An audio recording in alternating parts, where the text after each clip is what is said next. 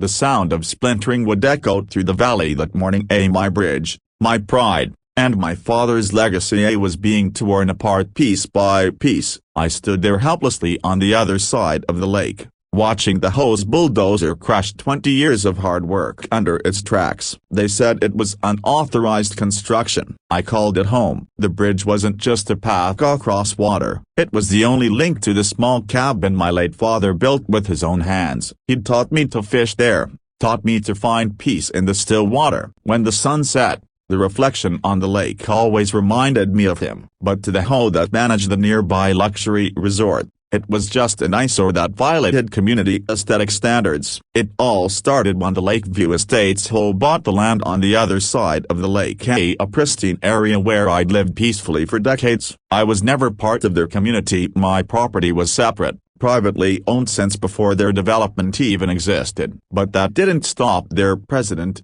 Karen Matthews, from knocking on my door one evening. She smiled that fake, tight smile that only people with too much control wear. "Mr. Walker," she said, "we're working to make this lake a shared beauty spot for all residents. We'd love for you to join our HOA and align with our new regulations." I chuckled. "Karen, this land's been mine since before your resort was even an idea. I'm not joining any HOA." Her smile didn't reach her eyes. "You'll regret that," she said, and oh, did she mean it. Weeks later, I noticed surveyors walking around my bridge. Then came letters, fines, and threats. They claimed my bridge violated safety codes and interfered with the scenic harmony of their resort views. I ignored them, assuming they'd get bored and move on. Instead, they brought bulldozers. That morning, I arrived to find my bridge half gone, my boat tied uselessly on the far side of the lake. I shouted, waved my deed papers in the air, but Karen stood by the machines,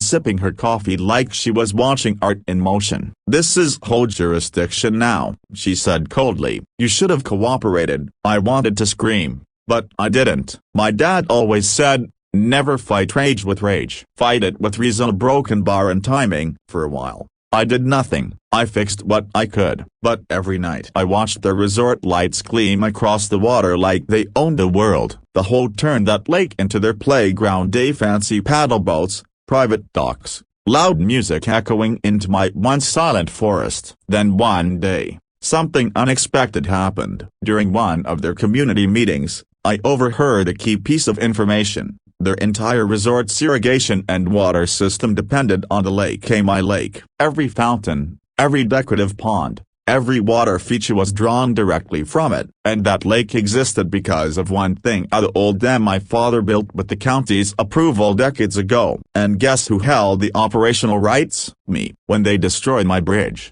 they didn't just ruin my path, they challenged my patience. But this time, I wasn't just angry. I was calm, determined. For a month, I prepared quietly. I checked the legal documents, verified the permits, even consulted a lawyer. The dam was legally mine. Its maintenance, flow, and control were under my ownership, separate from any HOA authority. Then came the day I made my move. It was a bright Saturday morning, and Lakeview Resort was hosting a grand summer event. Hundreds of guests filled the patio by the water. Champagne, music, and laughter. Karen stood at the center, boasting about the serene beauty of their lakefront property. That's when I walked down to the dam's control house. I stood there for a moment, remembering the old days when my dad taught me how to regulate the floodgates after a heavy rain. "The water's patient," he'd said, "but when it moves, it changes everything." I turned the valve. Slowly, the deep groaning of the dam filled the air, and the water began to drain. At first,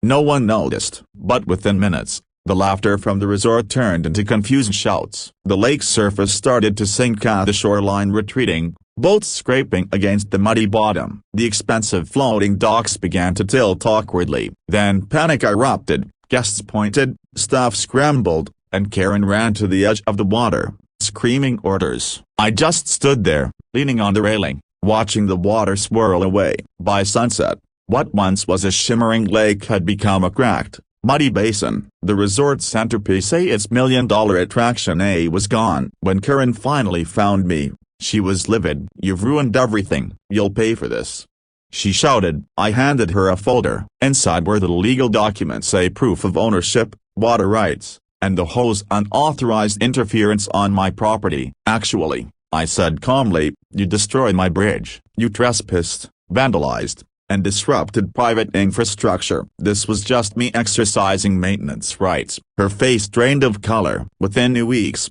their lawyers called mine. The HOA tried to sue, but the case flipped on them. The judge ruled in my favor, citing property destruction, illegal encroachment, and environmental negligence. The HOA was ordered to compensate me for damages and rebuild the bridge they'd torn down. But rebuilding wasn't what I wanted anymore. I used the settlement money to turn the land into a conservation site, free of HOA interference. I restored the dam, rebuilt a simple walkway for myself, and let the lake refill naturally. It took months, but when I finally stood on the new bridge, watching the water shimmer again, it felt peaceful. Not because I'd won, but because I'd restored balance. As for the resort, without the lake, it never recovered. Guests stopped coming, and within a year, the property went up for sale. Some saw Karen moved away, bitter and defeated, but I didn't hate her. I just hoped she finally understood what my father always believed, that nature and respect can't be controlled by greed. Every sunset since,